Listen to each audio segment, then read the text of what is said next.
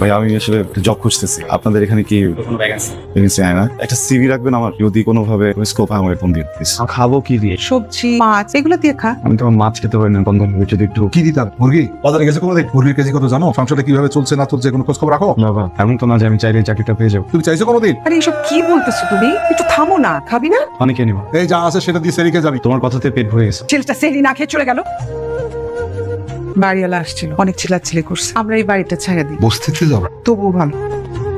আবার word complete হয়ে যেতেছে। ও ড্রপটা পুরনো হয়ে গেছে তো বিক্রি করে দিলাম, মানে নতুন একটা কিনবো তাই। ঠিক আছে স্যার আমি আসলে একটা জব খুঁজতেছি, আপনাদের এখানে কি সুযোগ হবে? এইভাবে কি জব পাওয়া যায় না? আপনি আমাদের সার্কুলার দেখবেন, যখন সার্কুলার থাকে তখন আপনি আমার কাছে আসেন। আমার ছেলে কই? বড়টা বাইরে গেছে, চাকরি বাকরির চেষ্টা কিছু করতেছে কি? কিছু বলে টলে? চেষ্টা করতেছে সেটাই তো শুনছি। এইভাবে চেষ্টা করলে হবে? কই ছিলাম? এই তো এদিকে। চাকরি বাকরির চেষ্টা কিছু করতেছো নাকি? জি চেষ্টা তো করতেছি, হচ্ছে না। তুই সেটা করলে পারবে, সেটা পারবে না। কি যে হবা তুমি? না হবা আম গাছ, না হবা গাব গাছ। মেজবা বন্ধু, জামাইলা ফিল্টু জামাইলা। বন্ধু ভাই কি আমাকে চাকরি ব্যবস্থা করে দিলেন? খুব বাজে অবস্থা, প্লিজ। আমার আব্বার বয়স হয়ে যাচ্ছে তো, আমারও শরীরটা ভালো না। আমার উপর ভরসা রাখ, চল। জামাল যখন বলছে তখন তো একটা ব্যবস্থা করাইলা। ভাই ছেলেটা খুব ভালো, দেখতেও স্মার্ট, মনে নিয়ে নিলে ভালো হবে। আচ্ছা ঠিক আছে, আগে থেকে লেগে পড়েন। স্যালারি কিন্তু 10,500। এই তোর কিসের চাকরি হয়েছে রে? অ্যাড এজেন্সিতে বেতন কত? আপাতত 10,500।